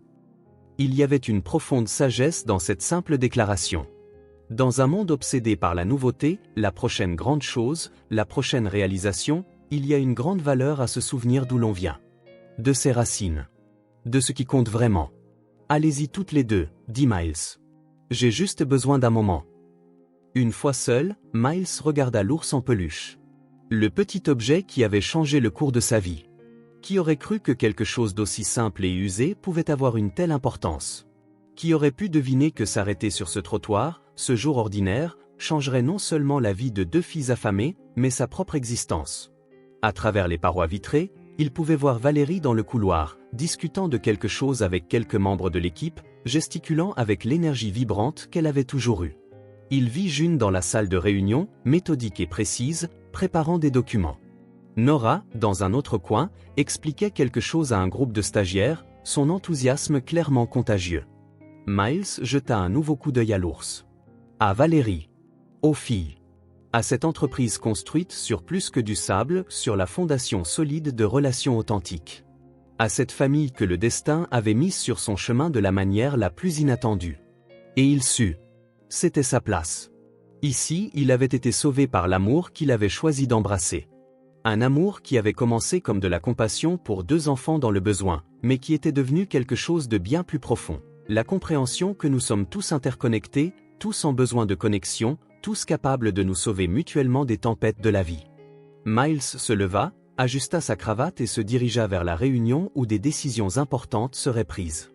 Mais la décision la plus importante de sa vie avait été prise il y a longtemps. Sur ce trottoir. Quand il avait choisi de s'arrêter. Quand il avait choisi de voir. Quand il avait choisi de rester.